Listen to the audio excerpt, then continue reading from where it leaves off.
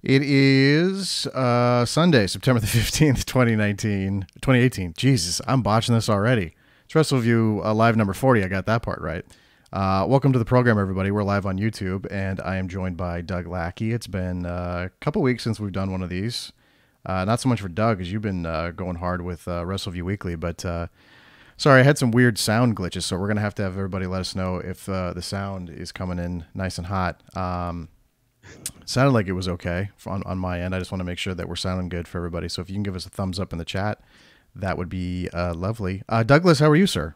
I thought you got all that rust off of you the last time we did one of these things. I thought so too. It's because it's the same stuff I used to have back in the Wrestling News Live days with with Trey and JSK, where we would get new equipment. And then for some reason, just like the way something would work with a different sound card, just it works the total opposite with another one. I guess, which kind of makes sense when you think about technology. But we had the audio on the last podcast was kind of messy. It sounded really crisp and clear on YouTube, but the audio version that I record on my end sounded a little messy. So I was doing some testing earlier, but I don't know. I didn't like it when I bumped you in on Skype. But if we're sounding okay, looks like we got a thumbs up for Mr. V.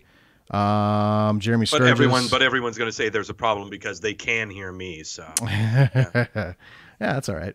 I'm getting a lot of thumbs up on my shirt so far. I'm wearing a did you know that AC Slater almost wrestled at Iowa t-shirt? I guess I have to celebrate Iowa tonight because Seth Rollins main evented the pay-per-view tonight from Davenport, although it's kind of on the border of Illinois, so he's kind of an Iowan. I don't know if I should quite give him credit. So get this for this show. Yeah. The main event, okay? Okay. I don't want to start just on the main event, but just understand this. Yeah. They booked a title match that was not a major title. Mm-hmm. Roman Reigns did not main event, and it featured two performers that probably for the past 7 or 8 years, everyone has bitched and complained that has not been given their proper dues and has not been given enough time to be on their show, and they should main event. And yet people still bitch about this show. Wait, people are mad about the show tonight? Oh yeah, about the match? Oh yeah, sure. About what? About the main event that we just got? Or oh yeah. Really? Yeah. That is surprising to me. I thought we were going to be bumping on here having a, oh wow, what a great show, kind of. Oh no, I'm just saying that's how they feel. I mean, that's not I'm not maybe it's not how I feel. I'm just saying, this is again, wrestling fans. You can't please any of them. It doesn't matter. No, Something but there sucks. There was a weird vibe, kind of going into the show. I was watching kind of what people were saying on online of like, is Roman and Bobby Lashley going to close tonight? And I did like a little quick poll on the Wrestleview Twitter account, and pretty much it was unanimous. I could probably go back and see actually what it was. Where we kept. Well, you even had Mike Johnson from PW Insiders saying that, yeah, my inside sources have told me that he's going to be closing. Well, I know. And what the hell happened? And we picked up that report on Wrestleview, and I was like, ooh, I don't know if I would have picked that up, but I'm not going to get mad at Jason for reporting it. I will, because it is what it is. I mean, PW Insider for the most part, if you pay attention, is not, it's pretty on the bar with a lot of the stuff they said. I'm trying to bring up. Oh, here it is. I found it. Okay. The poll right here. So we asked how would you feel about Roman Reigns, Bobby Lashley closing tonight? And 74% people said bad idea. And it's the same. Who did Roman close with the pay-per-view for the last one? Was it Samoa Joe? Backlash? Yeah. That was a show you reviewed. Unfortunately. Yeah. I was under the weather that week. And yeah, it was. I get it. Like that did not have that had a weird vibe to it. And plus, that show was going super long. And now we know going in, it's it's not so bad that these shows start an hour early. Like at first, I was like, oh man, it's gonna start it starts at 6 my time, so 7 Eastern. But I'm not totally bummed about it. It's all right, because then you get the scenario that we kind of got tonight, which was. The show ended about a half hour to 45 minutes earlier than it usually does. So, I mean, you can't get super mad at that. But I definitely did not want to see Roman Reigns and Bobby Lashley close tonight. I mean, we can sit here and have the Roman Reigns conversation, but I don't even know if Roman Reigns fans want to did Roman Reigns fans want to see that close tonight? Because I don't, with the other stuff they had on the card tonight, it just, I don't know. I was mighty shocked that they chose the Iron Man match to close it. I wrote on Twitter, I thought it was refreshing because I got to tell you, dude, like we come on here and for the most part, I think this is a fairly accurate statement. You can pretty much, and I think Dara said this on the International Desk show that we just bumped up last week, that you can pretty much skip television at this point with WWE, but for the most part, pay-per-views are pretty good. I mean, it's, you could almost at this point, I don't even think it's a bold statement to say you could completely skip Raw and SmackDown every week. You could just dive into these monthly pay-per-view shows. You would get caught up on what happened on the TV shows because of the video packages, and then get a pretty good show out of it and call it a day. Like that's the one advantage that promotions like New Japan have, that they're not having a show every single week, and you can kind of let things breathe a little bit. And I think Cody Rhodes said this about NXT, how, well, of course everyone thinks the NXT shows are great. They get a chance to breathe. They get 1 hour a week on a Wednesday, and then they have gaps of like 2-3 months before they have another takeover special. It's hard with this product because we're getting 3 hours on a Monday, 2 hours on a Tuesday. It's just a lot. And then you have to do that same dance every week, and then you get a little tired of it, and then they slide into pay-per-view. So how much money do you think they would lose on Gates if that's the case? Oh, they would lose a ton of money. Or how would their TV, or how bad would their TV deal have been? Oh, their TV deal would have been atrocious. I mean, that's the problem, is that from a business standpoint, it doesn't make sense to abandon your television. But from a creative standpoint, it's not must-see television.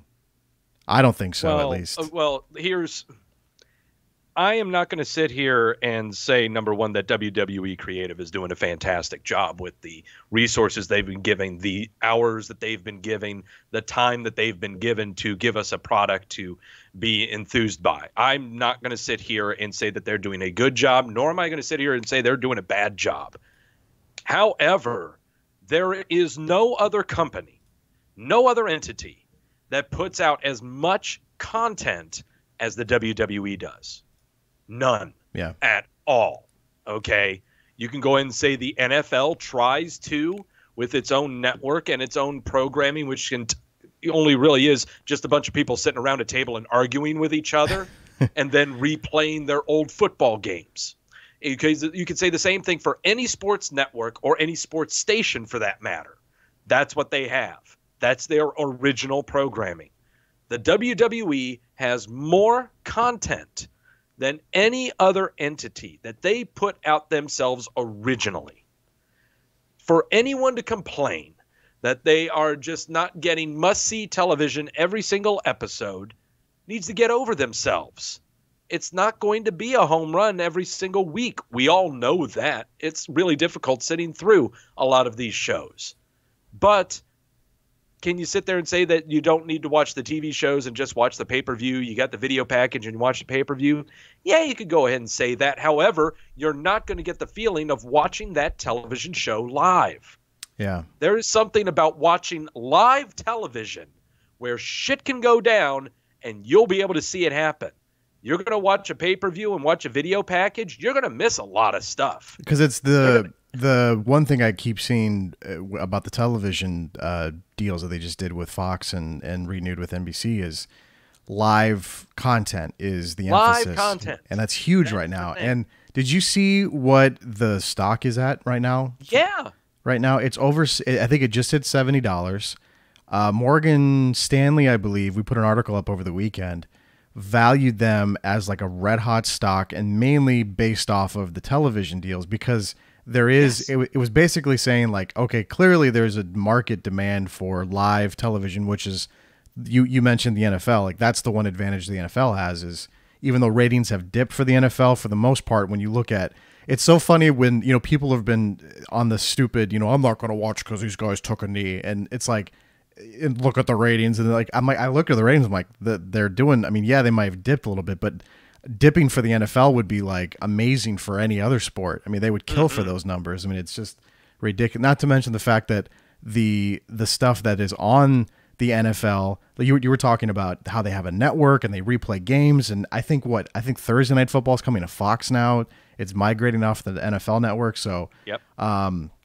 Yeah, I mean there's a huge emphasis on that life factor that you're talking about. However, I will say this though, even though that does exist, they also post stuff to Twitter almost instantly. So if you're not really watching Raw live on a Monday, you'll see almost instantly what just happened, either in like a form of a GIF or a video clip or a photo with like a quote. Just hang out on Facebook. There'll be a GIF of something that happened not but 2 minutes ago. And that's the other. So that's the other intrigue of the live factor, is that on Wrestleview we recap the television shows live as they happen, which I often get asked that question, like, you guys are still recapping Raw and SmackDown live on Wrestleview? Like, who sits there and like, you would be shocked. Like, those are the most viewed things every single week on the website. Yeah. Every single week. So people do, maybe they don't have cable, maybe they don't have satellite, maybe they're out and about. But then that's the other intrigue of social media too, is that people are sitting on social media and they see what's happening and they're reacting to it and they're retweeting stuff and they're commenting and stuff. And it's all about encouraging conversation, which is kind of this is what we're doing right now on YouTube. I mean, we have, because that's called free PR. It's free PR, obviously, but the whole point of social media is conversation. We're doing that now on YouTube right now. That took place all night on our Facebook group because people were watching the show. We're doing it right now with the people sitting in the chat room right now. I mean, that's the new emphasis. So, what used to be when we went to college and watched wrestling with all of our friends in the dorms, that's dead. This is what it is right now. Mm-hmm. Okay. That whole approach is dead. Totally dead. I don't know how we got off on that tangent, but it just kind of happens once in a while. No, I mean, the comment goes out there that, and I've seen it too, a lot of people thinking, well, pay-per-views haven't been that bad, and I can duck away from watching TV. I totally get the argument. I am not putting it down at all. In fact, I could tell you, if you want to have a healthy way to digest this product without watching weekly, pay attention to where these live TV shows are going to be taped at. Mm-hmm. Look at their locations. No offense, Adam, if the show's going to be in Grand Rapids, Iowa, you probably don't need to tune in. Well, there's not a Grand Rapids. That's Michigan, but it's the same or thing. Anywhere between those two states. No, you're right. I noticed too when they go to Des Moines, which is the one of the biggest cities in Iowa. They don't actually say they're in Iowa. They just say, "Hey, we're here. Monday Night Raw is live," and because they don't want to say they're in Iowa because obviously. And also even say the same thing. There's some shows here in the Carolinas. Yeah, you can miss those. Oh, yeah. You can miss these. You can skip them. There's nothing big about the shows that happen here. But, I mean, when you see that they're going to be in, say, Hartford. Yeah. If they're going to be on the West Coast in San Jose or L.A. Chicago. Yeah. Boston, Orlando. Take your big city. That's what you want to pay attention to. Yeah. And if you actually do that, you will never watch SmackDown again. Okay. It's a different show. But and SmackDown generally runs, I mean, they will occasionally run big markets, but for the most part, it's smaller markets for that show. But the margaritas are kicking, and I don't know my geography right now. So. That's all right. Well, honestly, I remember one time they ran a house show in Grand Rapids, Michigan, and a house show in Cedar Rapids, Iowa, the same day. And people were so confused when they were trying to recap results on website. It was hilarious because obviously, I admit it. Cedar Rapids isn't totally in the middle of nowhere. That's what I was thinking with Cedar Rapids. So there you go. It happened to me too. Do we want to see what people are saying before we dive into the show? Let's go ahead and see what people are saying and then see if it changes later on. I do. Yeah, I like to do that a little bit. Okay, let's go. Where are we? Okay. So 43% thumbs up, 57% thumbs down. So it's because of that main event. Why though? The main event was good. It's because honestly, I thought it was good. Let me see. I had no problem. I mean, first off, not just the match itself and it being the main event. It was an okay match, though as predictable as it seemed. Was it? I loved the okay. Well, let's just talk about it. I have yet to be shocked in an Iron Man match. Well, yeah, but Iron Man matches to me is nap time. Okay, you could also say the same about. I can set my about alarm for a half hour, and I can wake up and know that the score is going to be tied. Probably. Okay? Well, yeah, and that does happen a lot. But I liked the approach they took where Seth went up. I think 3-0. Went up 3-0. And then Drew jumps in and gives him another one. And then all of a sudden Dolph just catches up to him. And that was the whole strategy. I thought that was really creative. I liked that because for the most part, they don't do that in the Ironmans. They do the predictable, you get a pinfall, I get a pinfall, you get a pinfall. I liked the catch-up point of like, okay, he's really, really far behind, and why would Drew McIntyre do that? And then I go, oh, yeah, that's why he did that, because he wanted. I liked that thing. I thought that was cool. But, I mean, you could substitute Drew McIntyre for a chair, okay? We've seen that happen in matches to where the heel grabs the chair, blasts the face in the face with the chair, gets the DQ loss, but then he does 2 finishers, and he's up 2-1, and the baby face is floored. True. Okay? This is not new.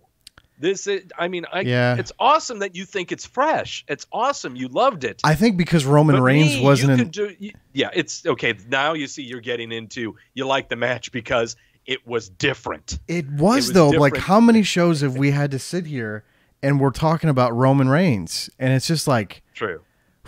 Like, you know, and again, I'm not a Roman hater. I'm not going to come on here and do the Roman hater stuff because no, we're not. I think there's upsides and I think there's downsides for Roman, just like anybody on the roster. But fuck me, man. Like, if I had to sit and watch another Roman Reigns main event, I was like, what are you doing? Like, and it's also, it's the middle of July. I love the fact that they say, you know what? Let's just have Dolph and Seth close the show tonight. I love that they did this. I got no problem with that. That's awesome. It was surprising. Yeah. I was like when they tossed up their graphic, I was like, oh shit. So then I was thinking, okay, are they going to do AJ? Are they going to do Rusev? But even that feud didn't feel hot enough to warrant a main event. As much as everybody wants to see the WWE Championship close shows. I understand that was the 4th to last match of the card. What was the? I mean, they still had. I think they still had Bliss, Nia Jax. They did before the. I thought it was before the main event, right?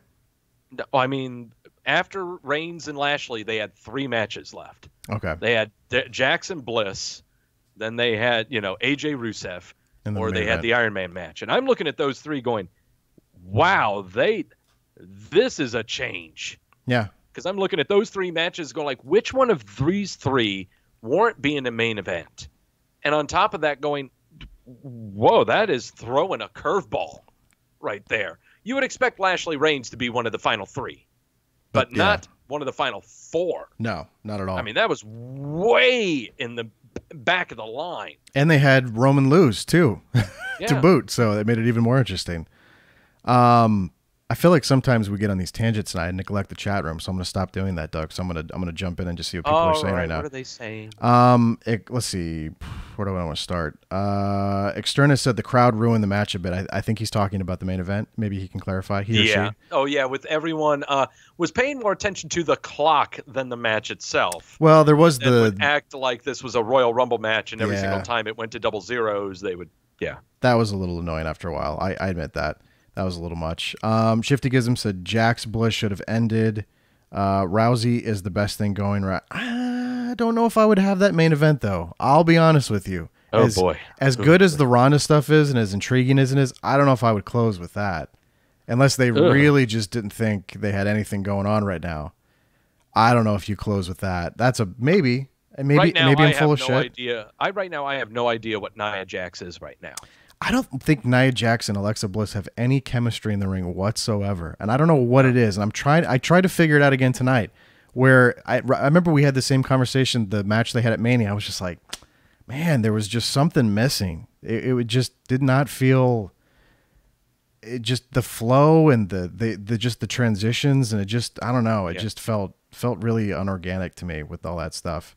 I'm just glad Mickie James looked normal compared to Natalya on the opposite side with her of weird ringside. Bondage gear that she always wears. Yeah, I don't know what the hell she is wearing. It looks like a pair of football players' shoulder pads with. I don't know what she's wearing. Odd. What is she? Who knows? Shifty Gizm said the main event was horse shit. Oh. You're going to get varying opinions among wrestling fans. I thought it was a really good match. I was super impressed by those guys. But again, you're going to get people that just see it totally different than that. But yeah, so your qualm with the main event was predictability. Because the match was incredibly predictable. Because I could have the same conversation with you about Braun Strowman and Kevin Owens, even though I thought the finish was awesome. How many times do I have to watch someone slow crawl to an open door when they could get there in 1.5 seconds? Seen it a million times. It's like, I get it. I know. But the problem is we knew with Strowman Owens, it was just going to be Owens, trying to get the hell out of Dodge. Yeah.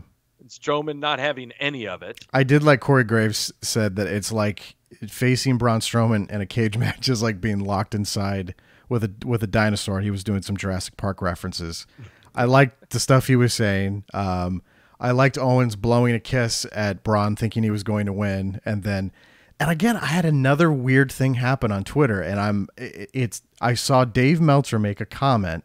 I don't know if you saw, and again, I don't know the specifics of this, but there was a New Japan show recently where somebody got dumped on his head. I think it got posted on our Facebook group of the Wrestleview Media. Oh, I know which. Okay. And people were talking about how reckless of a spot that was, and clearly it was just a really bad botch. But then Dave Meltzer jumped on and was saying everybody owes me a big apology because they were saying you would never see somebody get dumped on their head like that in the WWE. And then you see Kevin Owens getting tossed off the top of a cage through a table.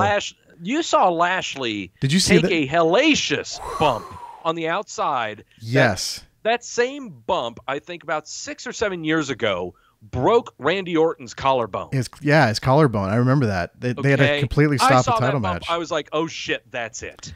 I have to see if there's a GIF of that spot that you're talking about with Roman, because Roman had him, what would you say, it was like a fireman's carry, and then he just flipped him off his shoulders. He basically AA'd him from the ring onto the floor. There's got to be. Here it is. He just dumped him like an attitude adjustment. All right, here we go. I'm going to bump it up a little bit bigger so you can see. So he flips him, and this is slow motion. So if you saw the original one, it was much faster than this. But boom, and Lashley just landed right on his left shoulder and his left arm. Right on the side. Watch the right here when it goes boom. Oh. Oof. And when they did the spot originally, in real time, it was so fast that I had no idea what Roman did, and I just saw Lashley was on the. I'm like, what did I just miss? And that was nuts. That was when I saw him fall, and it was just right when it happened. That first one, I just heard it and saw that angle that he fell, not the impact. I just saw that angle. I was like, ooh, that is not good. I would say you would have more of an argument for me with that spot than you would with Braun tossing Kevin Owens off, because at least you could tell they choreographed it. Mike Tedesco pointed out there was a crash pad underneath it. Now, granted, that's still a very dangerous spot, and you could get hurt, falling off of how high is that steel cage? At least like what? We're talking maybe 15. 15 feet up at least. So well, actually, no, about 15. Yeah, 15 to 18. So it's not like the Hell in a Cell bump that Shane took a couple of years ago, but still, it's still very dangerous. And it was impressive. I mean, it's one of those things where you sit up out of your seat and you go, whoa, and it. If you're there live, hell yeah, that's a big scene to watch. It's very big if you're there live. But I don't understand why people jump on if you're gonna do this, then it's like the Japan thing to me was just someone who was just being a little careless and dumped somebody on his head, and then I don't know why that became a WWE versus New Japan. There's a lot of that going on right now, and I don't know why we all can't just watch the wrestling we want to watch. There's always a lot of, it's very, very much like politics. It's very left versus right. Like you have to pick a team, and if you're not on a team, then what are you doing with your life? Yes, it's very this. Yes, you got to say your little line and do your little snaps. It's very strange. Yeah, do your snaps, walk down the alleyway. Yeah, it's very weird. You hate those fucking Puerto Ricans because they got your girlfriend? Is that why you're watching New Japan now? It's very weird. I don't understand why people watch wrestling like that, but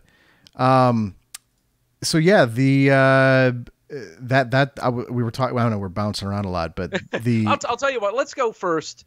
I always like having these shows that we do start with what did you like? Yes, absolutely. And you liked the Iron Man match. I like the Iron Man match. I put you down, but yeah, sell me. I liked it because of that, mainly because of that mid spot where they had Dolph catch up after going down, and you would think like, oh, Drew's costing this dude an opportunity here. He's going to cost him the championship, and then for him to catch up, I thought that was cool. I liked how they did that. AJ and Rusev, wasn't blown away by it. AJ got rid of the chin beard. Now he just has like the goatee thing. Yeah. So that was a new look for AJ. But AJ's always good at, see, the thing is, here's what concerns me about AJ is that he won this title back last November, I think. Mm-hmm. So he's approaching a full year as champion. Did you see the crowd tonight in Pittsburgh when he won? Yeah. Did you see the reaction he got? Was much. No, not so much. I was specifically looking around. It was a lot of people going, just kind of leaning over, just kind of going, okay. And he was holding the belt up and he was going to the corner and he was being really high and mighty about it. And I was like, ooh. Now, granted, I'm not going to judge someone's run as a champion based off one reaction in Pittsburgh, which is a pretty big market. But I was kind of going like, is the audience starting to get a little bored with this dude as champion?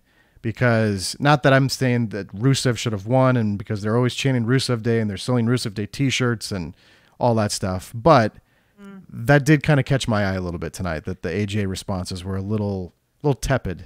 To say the least. I can give you a few reasons. I can give you a few reasons for that. And it's not that he doesn't put on great matches. Yeah, we can harken back to his history of, matches with John Cena and matches that he's had. Well, God, the one he had with Brock Lesnar last year.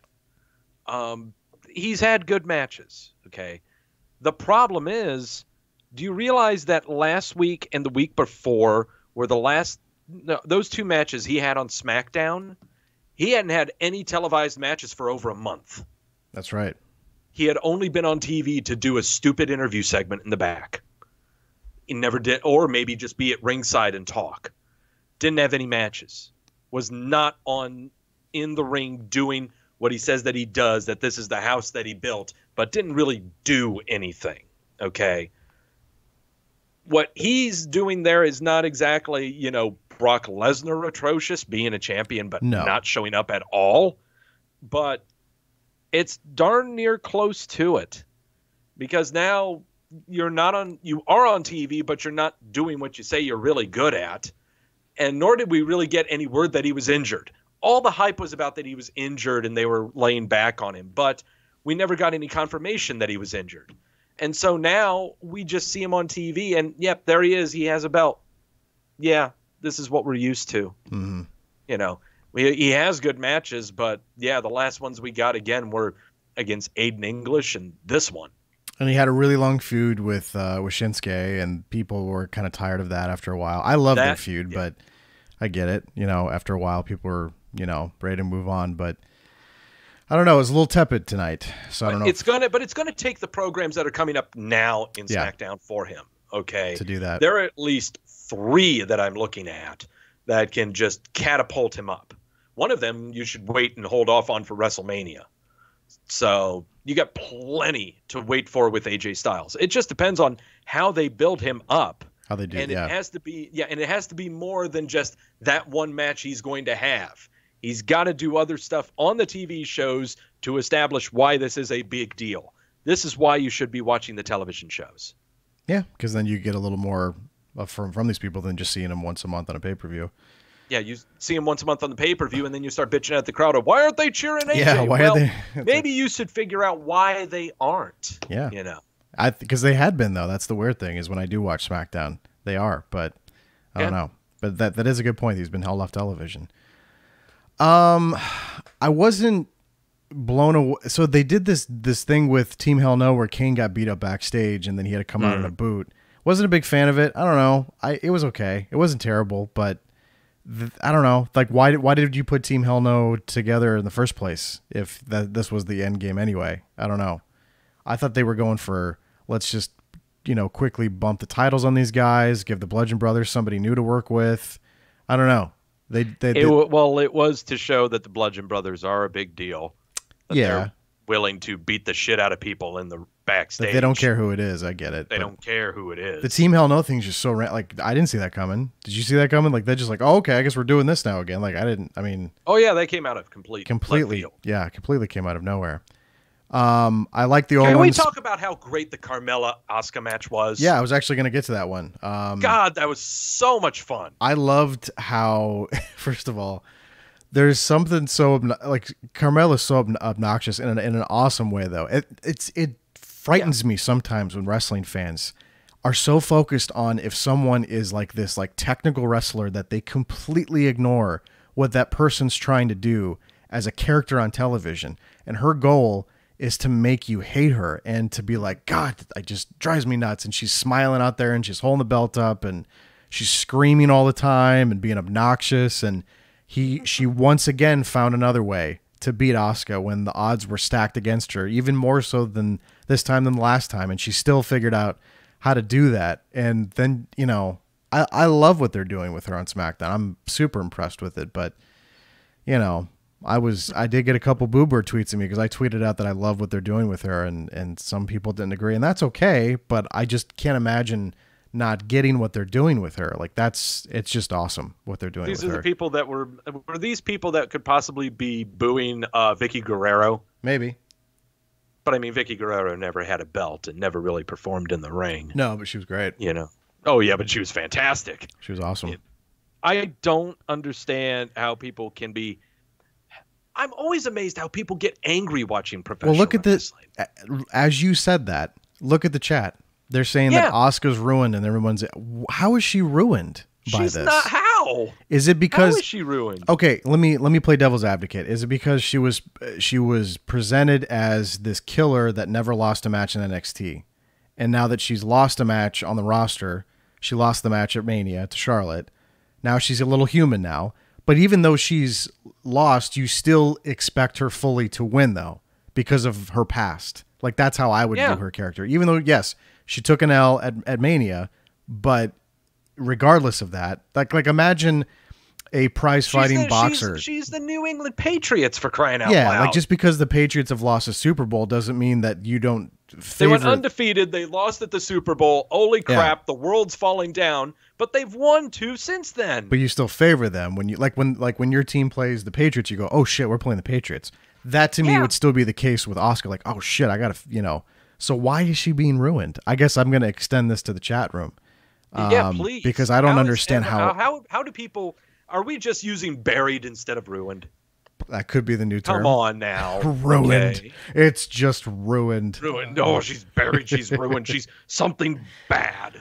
I don't know. I don't understand. If she was being brought on television, why does she have to be undefeated again? She doesn't have to, but if she was being beaten in like seconds, then you might have something to go with. But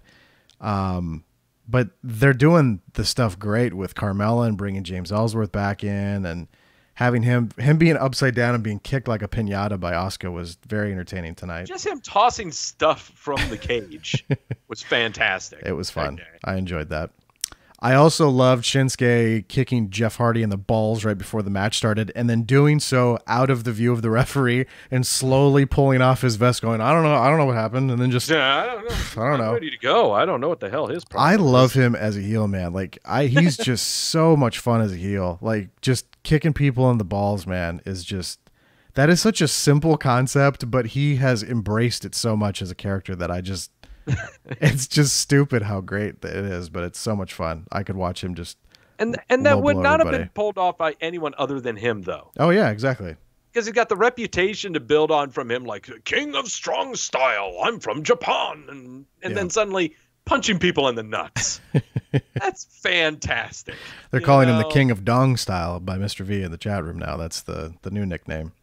Yeah, we just say fist to dick. Fist to dick is basically what it is with Shinsuke. But yeah, he's super awesome as a heel right now. So I fully, and plus, you know, Jeff, I read we reported on Wrestleview over the weekend that he's been having some bad lower back problems to the point where he said he was probably gonna have to stop doing the Swanton Bomb on live events, and he would only do it for like TV and pay-per-view because it was starting to really bother him. So I don't know. It looks like they're sliding into something with him and Randy, because Randy just came back tonight. But I don't know if they're going to give Jeff some time off and just kind of, because it could be a little banged up. But he is, I mean, how old is Jeff Hardy right now? He's approaching 40. Let's see. Let's find out. Let's Google it. Let's Google. Jeff Hardy is, yeah, you're right, 40 years old on the dot. And how old is Randy? Randall should be 38. Yeah. Yeah. 38. So 38. So yeah. It makes sense. I mean, with all this, I mean, if you think about all the crazy shit that he's done in his career, the fact that he is still wrestling is pretty amazing at this age. And he's had injuries, but nothing, you know, like no neck fusion, you know, surgery or anything that's really, you know, put him out for a huge. I mean, he just had the collarbone, or was it collarbone or shoulder or something like that put him out for a while. His shoulder or something like it was the shoulder. But at least he hasn't torn both rotator cuffs by his early 30s. Like Sami Zayn? Yeah, that's a bummer. Like some. Yeah, that's a bummer of an injury for Sami right now. I mean, Christ. What'd you think of the B team becoming the new tag champs? Wow. I was not expecting it. I really was not expecting that. Yeah. And you know what? Cool. It's different. We need some fun. We need stupidity. Wasn't expecting it. And they tried to celebrate with Roman backstage, and he was having none of that. Right? Yeah, you can come with us. Maybe. Celebrate, Yeah, right? Yeah. Right? I like Bo going, maybe. Yeah. We got a brother versus brother scenario, too, tonight. Bo Dallas and Bray Wyatt. A lot of people don't realize that they are brothers. A lot of people do, and they also bring up other facts during the match about Wyatt, crashing his car, and there were a lot of obnoxious signs in the crowd. Oh, there were signs about the car crash and the. Oh yeah, there were some really obnoxious signs in the crowd. Bunch of rude bastards. Yeah, I'm intrigued to see what they do with these guys because, man, if you think about, I mean, especially Axel, the Michael McGillicuddy days, and then he had the little stint with Paul Heyman as the manager when I think he was Intercontinental Champion, if I'm not mistaken. Did he? That's how he became Intercontinental Champion. Yeah. But man, that was rough. And then he's just been, and then they did, they paired him and Bo up with Miz and the Miz Taraj stuff. But man, you talk about just doing nothing, and then oh Christ. So he's one of those dudes where you're like, yeah, that guy's still on the roster all this time later. Like you kind of forget about it after a while, but he's still kicking. Like I know people are so obsessed with like, do you know who his dad is, Doug? Do you know who his grandpa is? And like, yeah, I know they were wrestlers, but what about him? Just because that happens doesn't mean that person needs to be on television every week by default. Yeah, I mean, yeah, I've got Ancestry.com. I know this shit. So silly. Shut up. I don't get it. I didn't talk about Finn and Constable Baron Corbin. I like the Constable. And there's a fair reason for that. A little dull, and Mike Tedesco is not a fan of old Baron Corbin. He's, I was going to see if I could find what he said. Talking about him being very dull. He said, I think dull was the word that Mike described him as, which I love the new look. He embraced the baldness. He finally joined my team. Sometimes you just got to tap out when you have a noticeable bald spot and you're just trying to pretend like it doesn't exist. So I'm glad he did that. I like the wearing the suits and, all that stuff, but I'm a fan of that vest. I don't care what anyone says. The vest is great. The vest is funny. So Mike said that was supremely dull. It wasn't just dull, Doug. It was supremely dull. Supremely dull. Mike is not a fan. So he says Baron is not great in the ring. I would disagree with that. I think Baron's very good in the ring actually, but it's a hard sell though for some people because of the way he's presented. He's intentionally dressed and acts and does things a certain way where you're not supposed to like what he's doing, but I wouldn't say he's a bad wrestler by any means. I mean, he's not obviously knocking your socks off every time he goes out there, but I don't know if he's bad. I don't know if I would say he's bad, but yeah, tonight was dull. It was a pretty accurate description. But is that his fault or is that Balor's fault? I think it's both their faults. I think it goes both ways. It goes both ways, yeah. Way both ways. Can we get Balor to change his style if Corbin can change his? How about with Finn? Do you know anyone who wears a leather jacket without a t-shirt? And then always pops it up when he walks out. Yeah, he just to get the pop in there. Yeah. How about that this dude, what was it, 2 years ago? He was the first Universal Champion. Was it 2 years ago that they established? Yeah. Are we just done with that? I mean, can you imagine if they'd stuck that thing through? Like, how long was that supposed to last for? Like, what was that supposed to be? And now he's just kind of floating around. They'll hint at him. They'll put him in main events. They'll put him in like tag main events and stuff. But what I'm amazed by is that it's been a long time since he's done the whole comic book paint. Yeah, hasn't done the demon. Yeah, he hasn't been doing any of that. Well, he was supposed to with what was the pay-per-view? He was supposed to do that with Bray, and then there was a problem. Oh shoot! It was one of the things before No Mercy or something like that. Oh gosh. It was an impromptu match that he was given.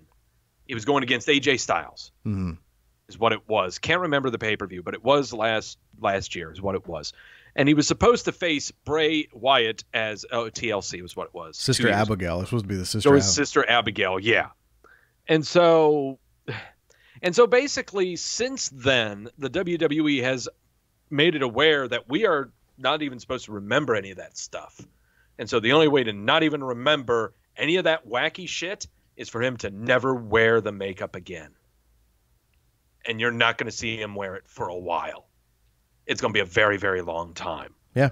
And even the times that he does put it on, it better be when, number one, it's a very mainstay program that he's in, but the payoff is going to be there. Neither of them are happening right now. Nope. He has yet to be in a program to where you are really fascinated by it, and it be at least 2 to 3 months long. And number two, holy God, it's just bad. It's just really bad right now for him. And I don't know how you get him out of it. Well, it's because they stick him out there and they have him cut these promos, and he's just not very. Again, this is the one big flaw of the creative process in the company right now is you have people remembering these insanely long like monologues where he goes, Doug, and every promo starts with a and then they just start.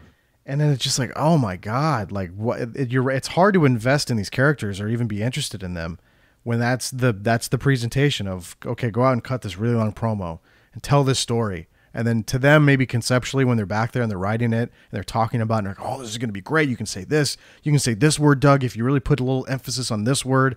And then the crowd just sits there and goes, okay. And it's hard to get. It's super, super hard. Come on, dress up like Venom. Yeah, I saw that in the chat. That's all they're thinking of. Yeah. Shifty gives him all they're thinking of. Venom comes out in October. Yeah, they could give a shit what he's saying. They just like the paints. They just want the paint. They want the fancy paints. Exactly. That's all you're gonna get. But he's just smiling. So that's all you're getting is shiny teeth back. Shiny teeth. Did we just breeze through this show in like 42 minutes almost? Close to it. Is that a good sign or a bad sign? I think it's a bad sign. I think it's a good sign because well, it's a good sign for us. Well, I mean, and personally, well, yes, from that perspective, yes. But normally, if we really hate a show, we dig in deep on something, and then we just extend and extend and extend. We didn't do that because I was like, oh, that was kind of fun. Okay, that was kind of good. I gave the show a thumbs up tonight. It wasn't obviously wasn't one of the best pay-per-views I've ever seen, but think about Backlash and think about this show. Very, very different pace. Oh, very, very much different. Much different pace. I thought it was okay. I mean, I liked the main event. I said on Twitter too, I was very surprised at how good Roman Reigns and Bobby Lashley was. I was kind of thinking that they were going to have, and there was moments too where it did have its flaws, where the crowd was hating on Roman like they usually do. And then Bobby would try to feed off that and say, oh, they hate Roman, so I'm going to try to get them fired up and I'm going to try to get the reaction. And then there's just no reaction for Bobby either, where Bobby's none throwing up the arms and he's like, yeah. And then there's just, just silence. Then they're chanting Rusev Day. Yes, chanting Rusev Day. But the match was good, though. They had a good match. I was impressed by it. It amazes me how Lashley still... He does things like he's in a 6-sided ring. Mm-hmm. Bouncing off the ropes to go to someone in a corner. Yep. Well, bad habit. They're kind of how he's slinging people into corners and going off of ropes. It's like I'm not calling it confusion. I'm saying this is something that he's embracing and putting into his own moveset to set him apart from everyone else.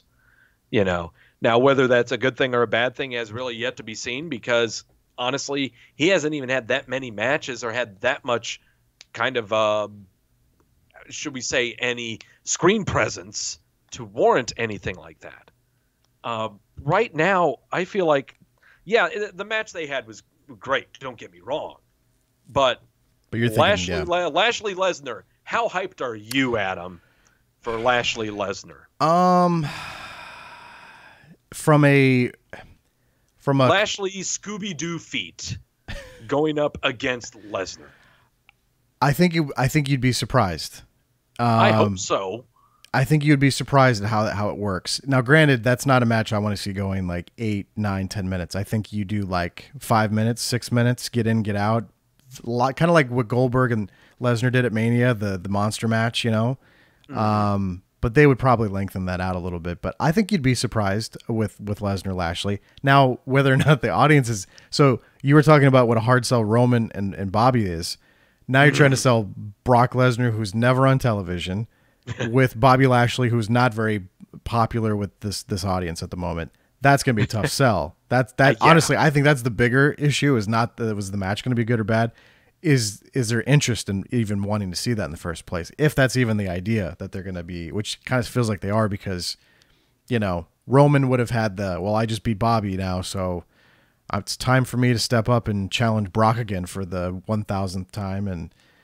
But we'll have to see. But we should mention the promo that Kurt Angle cut tonight where he said, he kind of gave an ultimatum where he said, if Brock doesn't show up tomorrow night on Raw and basically make it known who he's going to defend his title against, I'm going to strip him of the Universal Championship.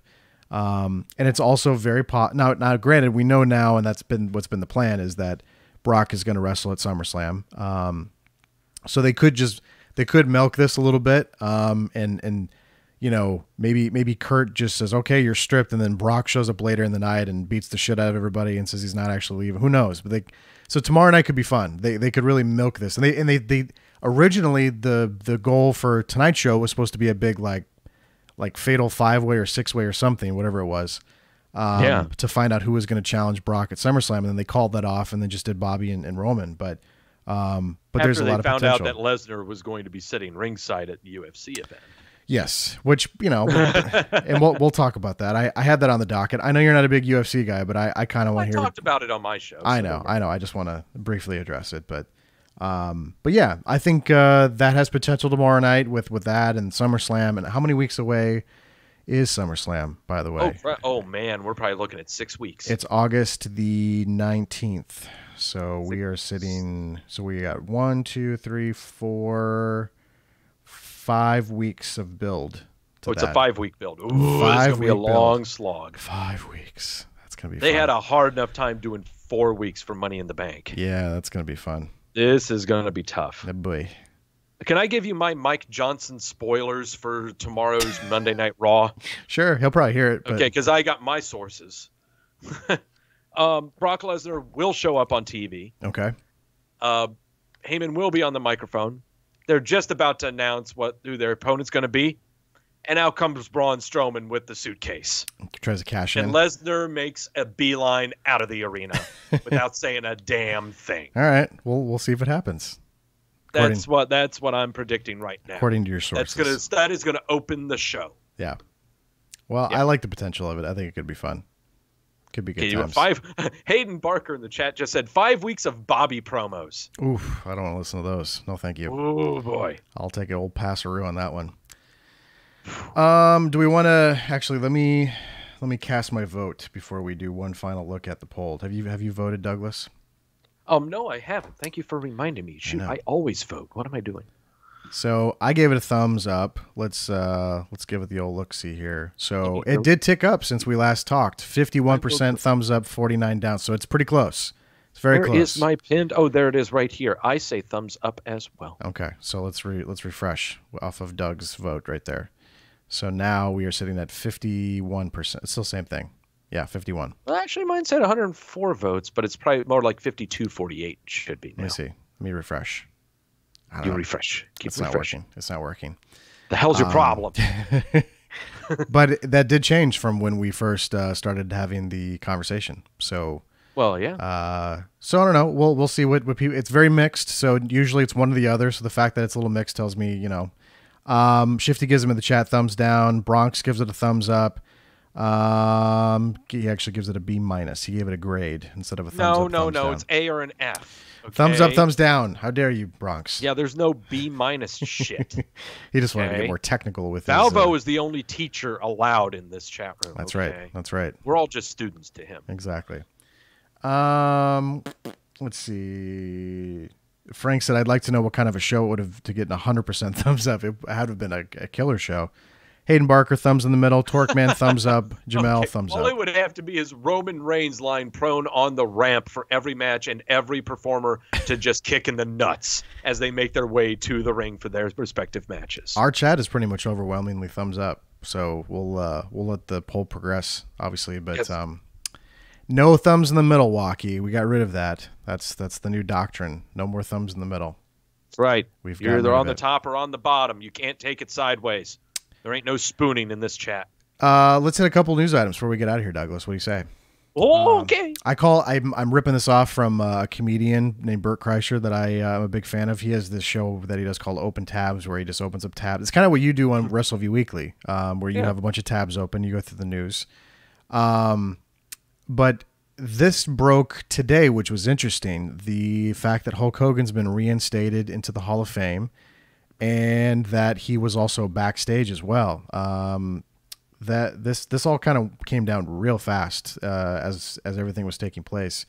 He was obviously suspended 3 years ago when they parted ways. 2015, that was a long time ago.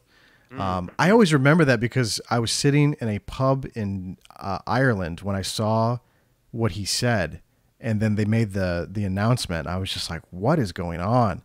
And I will say this, Doug, I had people tweeting me his exact, I'm obviously not going to put it up on the screen. No, absolutely. No, yeah. But I had people tweeting me the full quote of what he said that caused them to make that decision. And I get it. I totally, like, especially like if you're black and you saw that, I can't even imagine how you felt as like imagine if you were a wrestling fan and you were disgusted by it, but imagine if you were black and you were a wrestling fan and you saw that and you were like, oh man, like that had to be rough to read those words.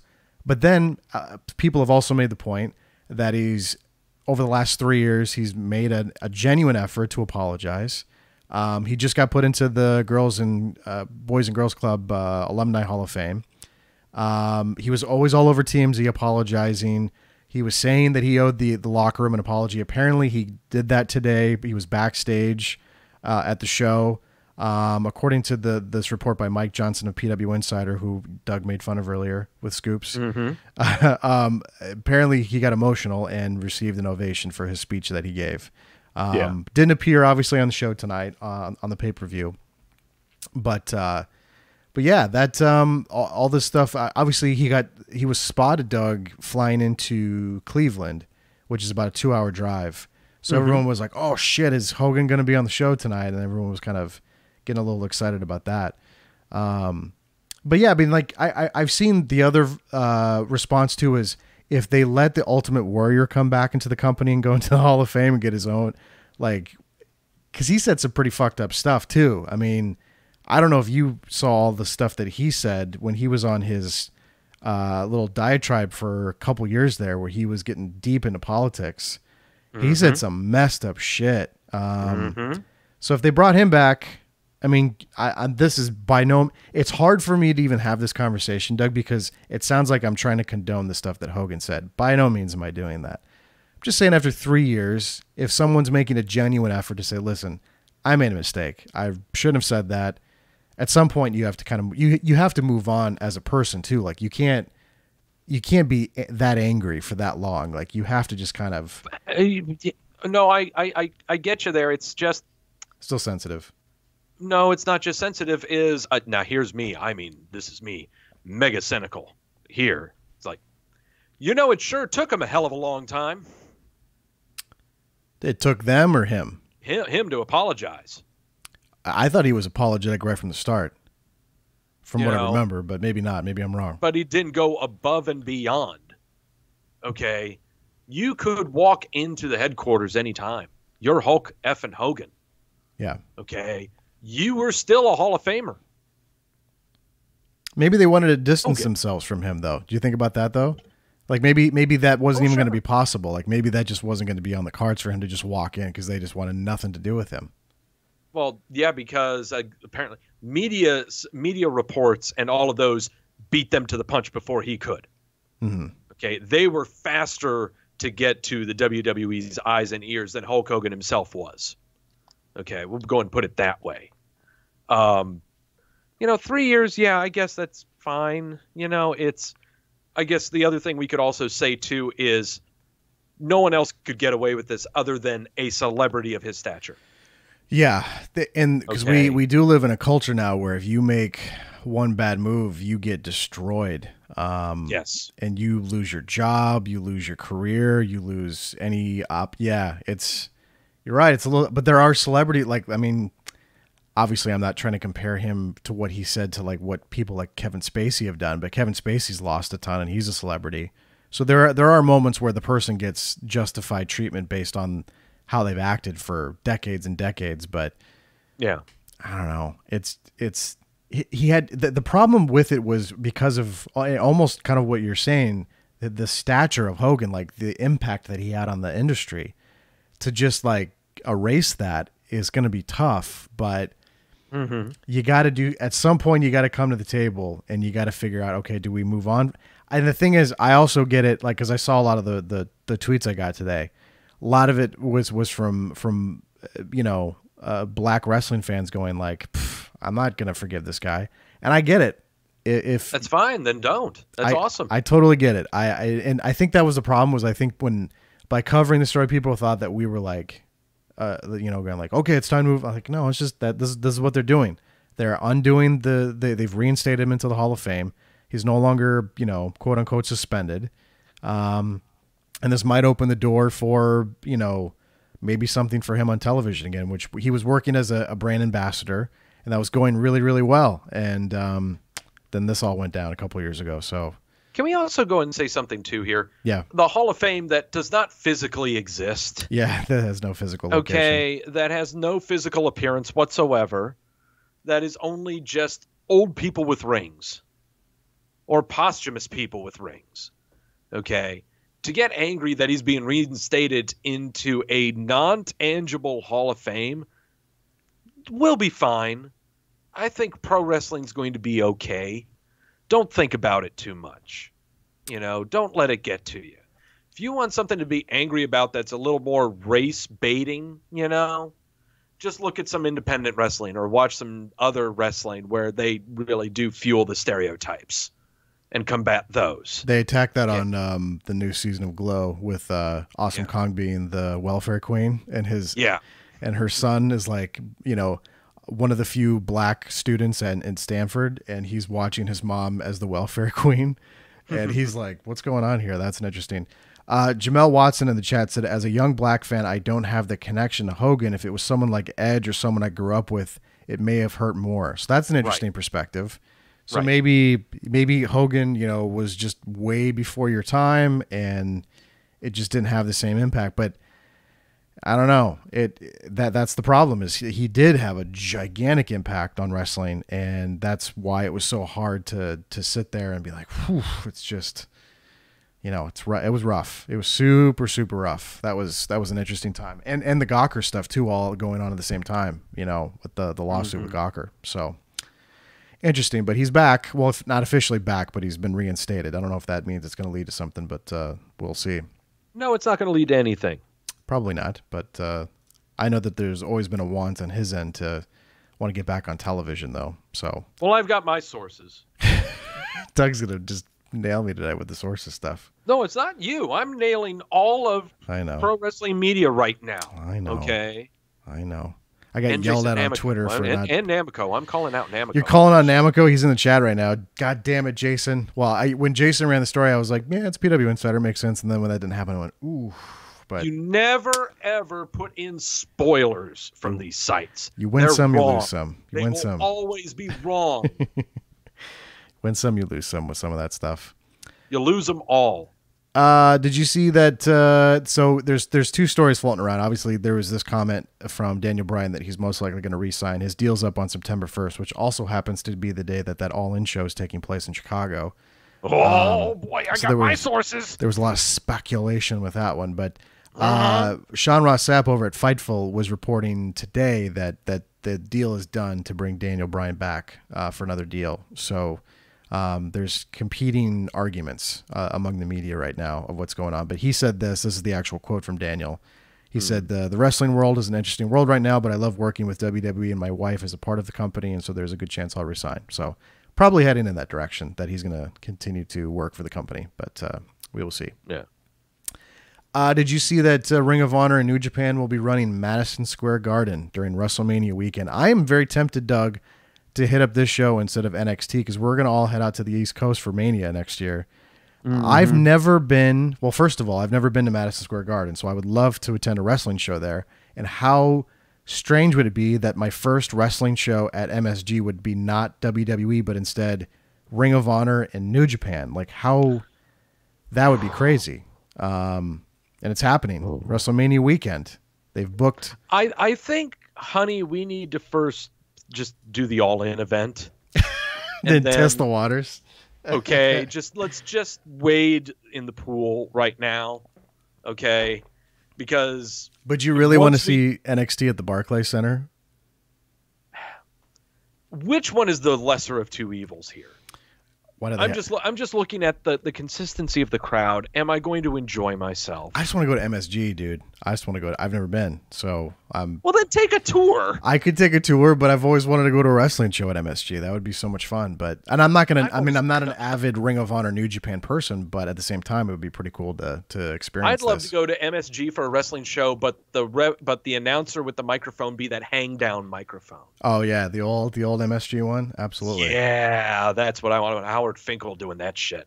So Jason's in. He's gonna go. Bronx said, "I got beers." Yes, Bronx. We definitely will have to hang out when we're because everyone's gonna be out there. So we'll figure something out. Just make sure you've had your shots. Doug wants you to get your shots, Bronx. How rude of him. It's either that or I'm gonna have to buy a box of latex gloves when I'm around you creatures. Audio Revolver said it's going to be more expensive at MSG than the Barclays. So does he mean tickets are going to be more expensive at MSG, or he means? Oh, I'm sure it's more expensive to run MSG than it is the Barclays. But, Jamel thinks Takeover is going to be less obnoxious. He's probably right. Will it? Although NXT is pretty obnoxious at times with that audience, but that's going to be quite the conundrum for wrestling fans that weekend, because that NXT is usually the hot ticket of like, well, I'm not going to WrestleMania, but I'm going to NXT TakeOver, Doug. But you got down the road, I don't know how far the Barclays Center is from MSG, but maybe Bronx can give me some background information on the area. But I'm really, really torn on that one. I think I'm going to go to the MSG show just because I've been to a couple NXT shows. I know what to expect. It's not going to be. I mean, outside of the fact that it's different, outside from the fact that it's going to be during WrestleMania weekend. Yeah, but I've been to NXT shows. I know what I'm going to get. I don't know what to expect from a Ring of Honor New Japan show at Madison Square Garden. That just sounds more enticing to me. And I can kind of relax too. Actually, I'll go with you. I'll bite on that one. Do it. I think Tom Van Stone's in for that show. Chris Petta's in for that show. I have no idea if Hunter Golden's going to be going to anything that weekend because he's a snob and he decides to attend things at his own will. But no, Hunter's not going to do anything.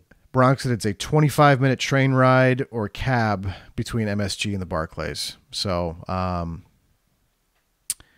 don't know. I think the MSG show sounds more enticing. I don't know anything about it. I have no idea who's going to be on the card, but whatever. It sounds more enticing. So I'm going to do that instead. I'm going to do it. I'm going to do it, Doug.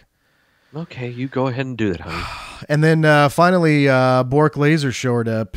Actually, let's go over to this one first. Bork Laser showed up at UFC last weekend. Yes. Did you happen to hear the promo that he cut? When he stepped into the ring. Yeah, I saw the whole damn thing. What DC said, and then Lesnar came in there, and DC said stuff, and Lesnar said stuff. It's just tossed so the mic into the camera. Yeah, pro wrestling's really fake. It's so weird to see. So first of all, I'm sitting in a room with my brother Alex, who used to be a big wrestling fan, has completely abandoned it. He's super, super, super into mixed martial arts. And he's always had kind of I don't know if I like the pro wrestling stuff, and because there's a large contingent of MMA fans that do not like the pro wrestling stuff. Absolutely. But there's elements of pro wrestling in, mixed martial arts presentation, so it's kind of unavoidable. But it's so strange to see Brock walk in when you're used to seeing him with, like Paul Heyman and the Advocate and the promos. And then to see him call people motherfuckers on a microphone and then smack the microphone into a camera. And he's coming in at an interesting time because I know you said you're not big on the UFC, but like the heavyweight divisions outside of like a couple dudes. And it's been really strange because Stipe has been just like dominating it. And he just got past a dude named Francis Ngannou who was supposed to be like the Mike Tyson. Imagine Mike Tyson if he was tall and threw uppercuts the same way Mike Tyson did. Okay. And then he got just starched by Stipe. They went the distance, but he basically went full. All of his fights, he would go really, really hard first round, and then the fight would be over. But then Stipe kind of survived that first round and then just kind of schooled him the rest of the fight. So that was supposed to be like the next big thing, and then that just kind of fizzled out. So they book this big like Stipe versus Daniel Cormier, who's the light heavyweight champion, because there's a real star power issue right now in the UFC with Conor McGregor having kind of he took off into the Floyd Mayweather thing. Ronda's in the WWE now. Brock's been gone. John Jones is suspended. There's a massive star problem in the UFC.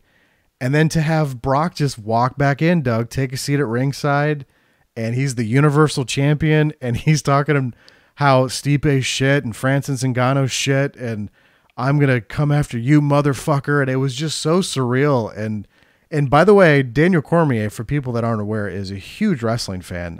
Someone on our Facebook group posted video of him in the audience at WrestleMania when it was in Santa Clara in San Francisco area. He was sitting in the crowd like freaking out when Seth cashed in the briefcase and won the title. So he's a big wrestling fan. And this fight's going to happen, but the real question though, Doug, is Brock going to be able to piss clean? Because he's officially back in the USADA testing pool, but he has to do it for 6 months. And I don't know, a former champion, Dominic Cruz, he's like, this guy's 100% doping. He's like, there's no way he's not doping. And I don't know, we'll see, but I think that there's a lot of controversy because he got kind of pushed to the top of the line. So there was a lot of UFC heavyweights that are like, what the fuck? Like, I've been winning fights. Why am I not getting a title shot? The problem is no one wants to order pay-per-views. The problem is you're not entertaining. Yeah, you're not entertaining and no one wants to buy those pay-per-views. It just is what it is. And is where they're at. So Brock's going to he's going to finish up most likely at SummerSlam unless they have I keep reading competing stories. Again, you talk about the internet and stuff like that. Yeah. About how after Mania, his deal was supposed to be up, and then he signed this new extension. But the thought was, okay, it's just an extension that's going to get him to that Greatest Royal Rumble show. And then the story came out, well, actually, it's going to get him till SummerSlam. And then there was a story that came out that story. Well, yeah, and then again, I'm not. Yeah, exactly. There was another story that came out. Oh, Doug, he's probably not going to actually show up at SummerSlam now. And now a story comes out. Okay, actually, Doug, he's going to be at SummerSlam. And then, so there's a lot of strange questions. But most likely, he's done in August, and he's going to, really focus in on coming back to the UFC at the age of 40. I think. How old is Brock? Yeah, he's about 40. Let's look it up. 41 maybe. 41. Yeah. So it's telling, I think Joe Rogan said it on commentary. He's like, it's quite telling about our heavyweight division that we have to bring in a guy who's been doing pro wrestling the last 5 years to actually garner interest. And that's quite telling of their level of competition and there's some people, man, in that company that can hit that dial good. Like John Jones hits that dial. Clearly, Conor McGregor is the most, from a pay-per-view buy rate standpoint. Before it was Brock, Conor overtook him pretty quick. Oh yeah, Ronda did the same thing. Ronda was bringing in fucking media that had no interest in the sport at all. And they were even questioning why they're having women fighting in the first place. Exactly. Dana White for a long time said, "I'm never going to have women fighting ever," and then he just kind of had to get over that. And then Ronda blew up the way she did, but. They're hurting right now, and it's interesting that Brock's back in the mix here, but I'm going to watch it. I can't wait to watch the fight if it does actually happen. A lot of people don't think it's going to happen. They don't think there's any chance that Brock's going to piss clean, but I don't know. Well, the only way that he can is if he's not with the WWE, or at least not doing matches with them. He could focus in, yeah. He could. He's going to look, if he really does do this, You're going to be able to tell with his physique. I don't know if you saw his physique a couple months ago. He did a show. I think it was was it Chicago? He did like a quick 2-minute match with Kane where he gave him an F5, and you could kind of tell he wasn't looking the same way he did in the early days when he came back. Right. So he could be preparing his body for that. But we'll see. I don't know. Shifty Gizm said it's going to be in January because that's when he's eligible. So I don't know. Well, that's when he would be eligible, but he still has to piss clean for 6 months. He's got to piss clean. That's as early as the fight could be, but yeah, so it's probably going to be during Super Bowl weekend. Usually that's when they do a big card. which would be fucking. Oh, I can't wait. I obviously, you know my bias. I love mixed martial arts and I love the UFC. Oh, but I know. But there was a. It's always. I love observing the reactions to it though. Over like I've seen a lot of like. Some people really love it. Some people fucking hate it. Like they saw the. I was listening. ESPN Radio was talking about it, Doug. I was driving back home, and they had a bunch of people call and go, "Man, I don't watch the WWE, so I don't care about this stuff. I don't. He goes, this one guy was like, I was offended. He's like, I watch this for the sport, not. But at the same time, it's like, how fucking hilarious is it that he walked in there and talked shit about everyone in the division, called DC a motherfucker, and then just fucking punch the mic into the camera. I was like, no one else is doing that. Like, you gotta do something. You gotta do something, and otherwise it's just boring. And otherwise it's just. And again, that's that qualm of like. Otherwise, it's just guys in hot pants clutching each other. Well, it's that, and do you want it to be? There's the conundrum of do you want this sport to be mainstream or do you want it just to be your thing? And that's a fight that that audience has quite a bit internally within itself. That community does, of when it really started to blow up in like 05, 06, and then ESPN started to cover it. Now they're going to be part of ESPN, Doug. They're going to be on. They've signed up a brand new contract. Yeah. So I don't know. That's the conundrum. Is like, do you want it to be mainstream or do you not? Because if you want it to be mainstream, you got to do stuff. And now they're owned, Doug, by a entertainment company. So yeah. Makes sense. Makes total sense why they're doing this stuff, but I'm pumped. I want to see it. I love watching Brock fight. I totally get it, Blink 182 fan. You know, you can either have them be how they were, where they were just your band, and they played at small venues and only made 25 cents to every $2 that they brought in, or you could see them be with a major recording company, record 3 or 4 CDs, be on major label tours alongside major label artists, and you got to pay an arm and a leg to watch them, but they are still succeeding and still going. Which one's it going to be? Do you want this to succeed or not? You're going to have to cave in and realize that people, you're being sold to more than just you. Okay. I think all of us as wrestling fans are aware of that by now when it comes to pro wrestling. Yeah. And how there are some things that they're trying to be sold to us that we know we are not the audience. No, not at all. Yeah. Okay. Now, and I'm talking about, like us demographs talking here. Okay. That we know that Roman Reigns is not being sold to us. Roman Reigns is being sold to another audience. Yeah, it's not for us. That's why we're not offended by that. No. Okay. That's the same going with, UFC and ESPN and UFC for that matter. There's going to come to a point to where they're no longer going to sell to you. They're going to be selling to someone else, and you need to be aware of this. They're going to move on. And you better be aware of it and better be ready to not be offended by it because you're old. Yeah, Brendan Schaub called this the entertainment era of the UFC, and I think that's an accurate way to describe it. And I was going to put up really quick on the screen here. Look at the buy rates. Look when they had Brock on the card. The first time actually their highest grossing pay-per-view of all time is UFC 100, which was 1.6 million buys. That was Lesnar versus Frank Mir. Their second highest was Conor McGregor and Jose Aldo, which was December of 2015, 1.4 million. Look who's next on there. UFC 116, Brock Lesnar, Shane Carwin. Lesnar's at consistently in the top. Look at Lesnar against Cain Velasquez when he lost. When he beat Randy for the title. Look at what Brock was doing. Lesnar Couture. I mean, you could just see it in the numbers. I mean, I think they thought UFC. I wonder when this was last updated. Well, I guess it should have been updated. UFC 200, I thought, did over 1 million. Maybe not when Brock was on the card, but there's a reason why they booked the dude. I mean, he's going to garner attention. He's going to draw pay-per-view. And think about the fact that the UFC, Doug, is still sticking to the pay-per-view model in 2018. They have a fight pass that's similar to the WWE network. But if you want to watch big fights, they want you to slap down $65, $75 in HD to watch these fights. That's a hard sell for people when they're getting free fights anyway, all over cable. You're getting free sports on cable.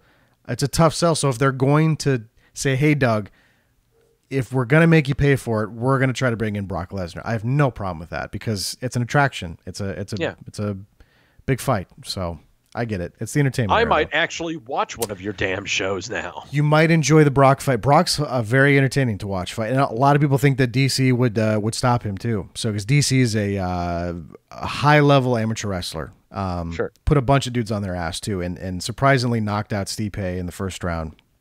Coming in real heavy. He was cutting weight to 205, but he said he actually has more power at heavyweight. So he physically doesn't look that impressive. Has kind of a beer, I wouldn't say it's a beer gut, but it's definitely not like a 6-pack ab look.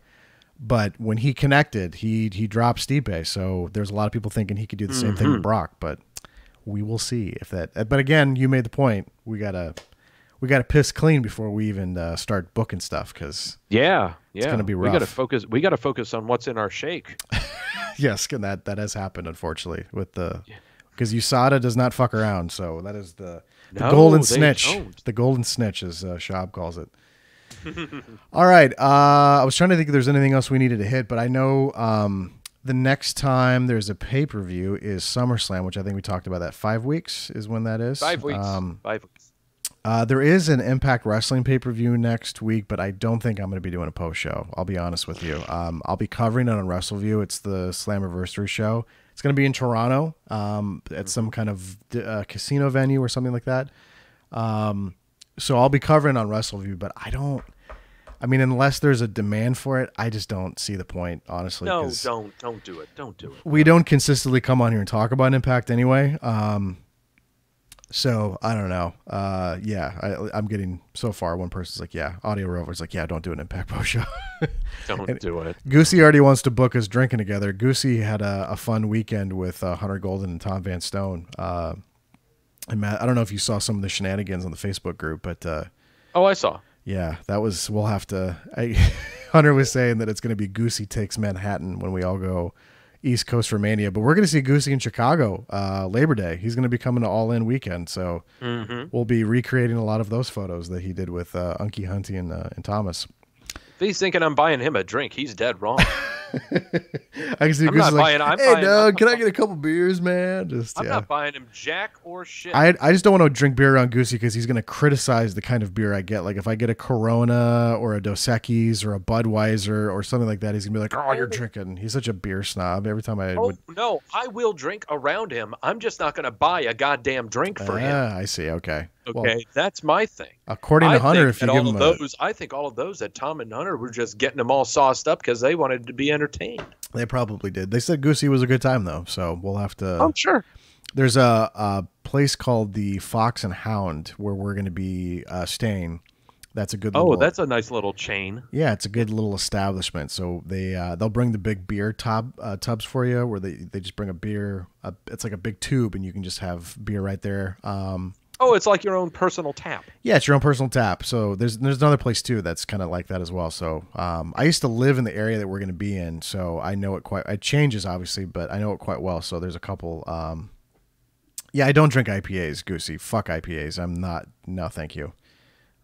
Not at all. Not a fan whatsoever. But yeah, Fox and Hounds that I've been to, they have shitty service. Really? So, okay. The ones that these are in Schaumburg, so it's right outside Chicago. So I always had a good experience, but we'll have to find out. But there's also a lot of prepreparation we're going to be doing on our end the next couple weeks to get ready because there's a lot we got to do, unfortunately.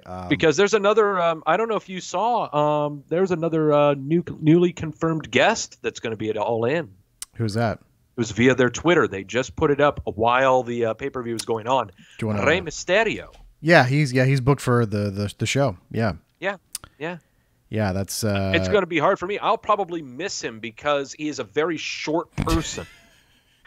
He is very short, but he's fun to watch wrestle. So I'm looking forward to that. He's confirmed for the card, and then I think Marty Scurll and Okada. I think it's Skrull and Okada is the first match. That's the first official match. Cody and Nick Aldis, who's Magnus and TNA, they're going to have something with the NWA World Title, I think. But that's what's confirmed so far. But and then we're going to be part of Starcast, part of the podcast row. So we're figuring out all the logistics, but we're going to try to. Well, we'll definitely do some stuff on like Facebook and Twitter and YouTube and Instagram and shit as we're there. But expect like more stuff to come out after because it's going to be kind of grabbing wrestlers but I'd love to do, because Mike Tedesco is going to be there. Maybe after All In finishes on Saturday night, we come back to the hotel, grab a couple beers, and then we just kind of sit and chill and review the show and kind of say what we thought. Because it's going to be a new experience for Mike. It's going to be a new experience for me. It's going to be a new experience for you, because we're very, if we go out of town, it's usually, big WWE pay-per-view thing. It's never something like this. So it's going to be interesting. So we'll have to do something, but yeah, we're going to be doing a podcast, Audio Revolver. We just have to figure out how we're doing it. So I don't know if we could do a Wrestleview Live, how we do this at that place, because I don't know how reliable the internet's going to be. So right, because I mean, it was simple when we went to WrestleMania together, and we did a pre-taped little fishbowl show. Yeah, it's going to be different, because I'm going to tell you right now, I have no faith in the internet. Especially hotels. That's going to be over there. Okay. Hotel internet normally sucks. So hotel internet sucks. Yeah. And so imagine not just us, but other entities trying to do the same damn thing. Yeah, it's going to be. Oh, yeah. That's the other problem too. We're going to be competing with tons of people trying to do the same thing. So yeah, it's going to be interesting. So we're going to figure it out. We'll make it known though as it gets closer. But we got some work to do on our end from a technology standpoint to get some stuff rolling, but we're going to be good. So a lot of video documentation on our end we'll be doing. So we'll be splicing stuff together and letting you know. So there you go. And I'm trying to get an iPhone strapped to me, kind of like I sent you that pic of Al Franken from Saturday Night Live. Yeah, the big satellite. Had the satellite dish on his helmet, and he was on location. You know, that's kind of what I want to do. That's what. I'm gonna see if I can find a picture of that. Yep, I found it. This is what. So Doug wanted to do something like this, where he was. I wanted to walk around the convention like this. I honestly, if you could pull this off, I would love this so much. I want to walk around the convention floor like this guy. Doug Lackey here, Starcast. Yeah, on location in Schaumburg. That would be great. I would love every second of that. But actually, Doug had a really good idea of us just kind of grab our camera, we just walk around Starcast and just kind of document, so we can kind of give someone the experience if they didn't end up going, what it's like and what we experienced and all that stuff. And yeah, it'll be fun. So that's coming up soon. I don't know how many weeks away it is, but SummerSlam's 5 weeks away. It's close, dude. It's less than 2 months away. Yeah, I got to get my shit together. I got to get my shit together. Yeah, it's a new schedule now. I'm trying to get used to, so we'll make it work. Yeah, Jamel said bring hand sanitizer. Well, yeah, that's good. We should just have it right on our table next to Doug wants to put Cheetos and Mountain Dew and all that stuff out. So yeah, if we have hand sanitizer at our table, I don't want them to be the small little rinky-dink bottles. I mean, I want a jug. The big jug. Like you would find a big jug like you would find mustard at a baseball game. Okay. Like that big. Now they're telling us Frank and Jamel said we should bring deodorant and soap, and I always think of the Andy Kaufman. This is a bar of soap. You rub it on yourself. And then he gets the toilet paper out. This is toilet paper. Yeah, we could do the whole Andy Kaufman promo, but we need to get shirts and everything for the two of us, since we're going to be at this Podcasters Row thing. Got you covered. So you do? Yep. Do you have blazers like we're members of CBS Sports? I don't know if I could pull off a blazer. A blazer does sound awesome though. Like I'm not even joking. I would wear a Wrestleview blazer if we could pull. I'd wear a corduroy blazer with the Wrestleview logo emblazoned on the pocket, dude. No, we'll have some stuff. We kind of want to have little trinkets, little things, little items at our booth. So you had the good idea. Well, you had the idea of Wrestleview koozies, which I love that because there's actually something, I can't officially say it out loud, I don't think, on the podcast, but there's something planned for after All In that would involve wanting to use a koozie. Koozies. Yeah, so that would be great. We could see Wrestleview koozies just walking around. No, I think what would be great is just having those koozies, and I know that the performers will want to have something hard to drink, but not be spotted drinking it. Yeah. So how you gonna get one? Use a Wrestleview koozie. Yeah. Mr. Omega, come on over here. Yeah. I know what you're wanting to drink, but we can help you out here. Here's a Wrestleview koozie. Yeah, we should talk to the old Conrad Thompson about that. See how that goes. But so what does a Bruce Pritchard smell like at 9 a.m? Yeah, Conrad's been great though. He's every time I have a question, he answers right away. So he's been awesome with telling me the do's and the don'ts of that whole thing. But and they also announced that Fight TV is going to be broadcasting stuff from Starcast. So and then some stuff on Twitch, I guess too. He told me Twitch the other day. I don't know if that's I don't know if I should have said that. Maybe that's not official yet. I'm sorry. I didn't say it. I don't know what you're talking about. I just say things sometimes, but we'll figure it out. We'll let you know when everything goes down. But we will be there in a couple, 2 months, less than 2 months, month and a half. Yeah, month and a half, dude. Starcast and All-In Weekend in Chicago. You need to get your shit together. I know. I gotta put it in a backpack. I know. Take it with you. I need to get a lot of stuff ready. Together. Gotta get a lot of stuff ready. Your shit. All right, we're gonna get the hell out of here. Thank you for tuning in. Thank you for watching live or for watching us on archive. If you're watching this on YouTube, give us a thumbs up or a thumbs down and leave a comment, please, because I'd like to start hearing from people. I see the views, but I don't see the comments, so I'd like to see some comments. So I'm going to try to encourage comments after this archive goes up, because I'd like to start doing more of these things more frequently. Yes. But speaking of that, Doug does that every Wednesday on Twitch. Yes. It's called Wrestleview Weekly, twitch.tv/Doug Wrestleview. Oh, yes. And we've been posting clips, though, little highlights and stuff on the YouTube page, so that's been fun. And I would assume you are back again this week. I am back in the saddle on Wednesday. Two notes. Because of the predictions that I made for today's Extreme Rules live matches, I went 9-2. Ooh. But unfortunately, the two losses that I took were locked picks. Okay. I chose, what did I see? I thought Hardy and Wyatt would retain, but they did not. And I thought Roman Reigns was going to win, but he did not. And so because of these locked picks not succeeding, I will have to take 2 shots of tequila on air. I like that you do that. That's fun. Well, I mean, I'm the only one I think that holds their feet to the fire when they're wrong. Okay. Yeah. Mike Johnson would not do this shit. He would not chug tequila on Twitch. He would not, take a shot of tequila and then write another report and saying, while I'm writing this report, I am punishing myself for being so wrong. Punishing the liver. That and also a match of the week. So there was an announcement last week that there was a new participant in the Mae Young Classic, an Io Shirai. Yeah, and I've no idea. Everyone's like raving about this person. I have no idea who she is. Well, if you tune in on Wednesday, you'll get to find out with me who she is, because I have found a humdinger of a match where she faces Kairi Sane. Oh, okay. Japan. Okay, so I know who she is. So that interests me. So we get to see these two dainty young ladies. These two girls beat the shit out of each other. And it's not just a match, everybody. As Doug said, it's a humdinger of a match. Humdinger. What makes a match a humdinger over just a normal match? When it involves two women. Okay, that works. It hums my dinger. It hums a dinger. Audio Revolver said, Doug, why don't you watch a Caitlyn match since she's also coming back for the Mae Young Classic? Doug's face right there.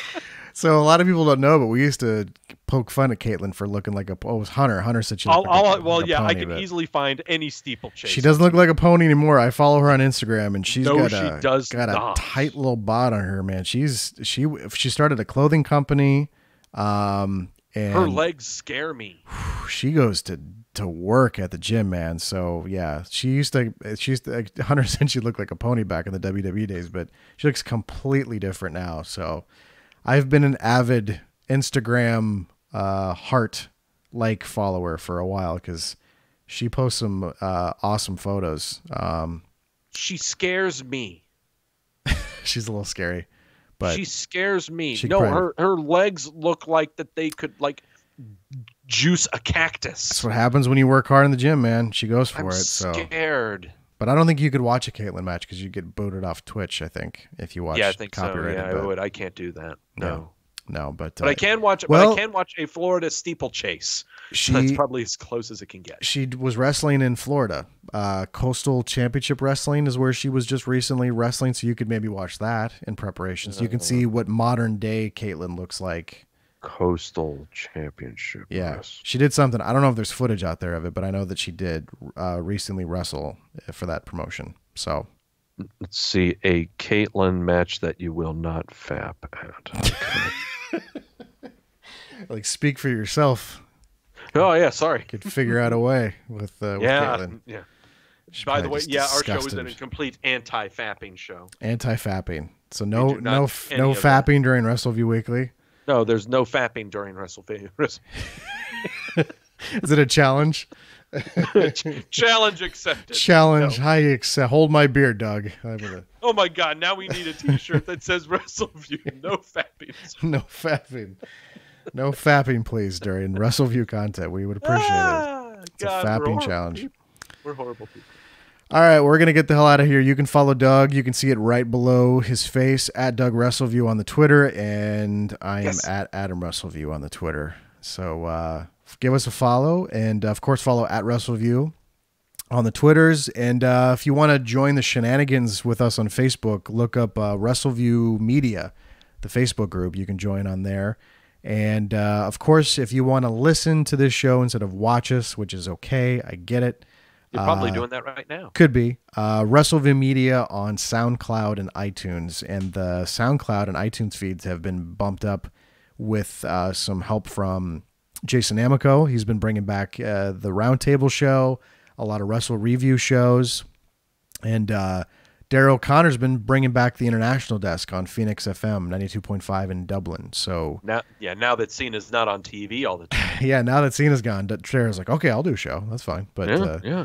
So they've been doing more content, so that's been getting pumped up on that feed as well. In addition, and we've been posting clips here and there on YouTube when I have time, because I have a baby and I don't have a life anymore. So yeah, it's fun. So of course it is. Tiny human tax deduction. Shut up. Well, it's a tax deduction, but think real long and hard. If you're listening to this and you're like, oh, I'd love to have kids, I want you to think about that one really long and hard. They're great. It's rewarding. It's awesome. But any concept of free time is just shotgunned in the face immediately. Oh, yeah. So, Deanna and I have immediately agreed that no, kids are not for us. Yeah, if you value your free time and you like that quiet, and it just that completely disappears. So it's not as much that as that dips into our alcohol budget. That too, it will dip into a lot of budgets, unfortunately. So that's the unfortunate case. All right, I'm going to get out of here because I don't want to keep Doug. But we did technically start early tonight, Doug. Usually by this point we're still going, we're just getting ramped up. So yeah, I got no problem with this. Yeah, we're okay.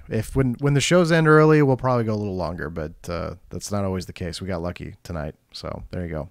We got lucky. Thank God Roman Reigns didn't main event again. Yes. Also, subscribe to us on YouTube if you haven't yet. That helps us on YouTube. So please do that. Do all the things I just said earlier. I don't want to repeat them because I find myself doing that too often at the ends of these podcasts. So just rewind it a minute. You'll find out. I said all the stuffs, all the plugs. And we will see you soon in many, many weeks from now. What, 5 weeks? 4 weeks? 5 weeks? 5 weeks. For the SummerSlams. And then after that, our asses are going to be in Chicago. Chicago, because that is the next big pay-per-view, right? After summer. Yeah, you are correct, sir. Yep, you are correct. So we will be heading to Chicago. It'll be fun. All right, everybody, we're going to get the hell out of here. Bye. Say bye, Doug. Oh, I did it. Okay, there you go. All right, thanks, everybody. Bye.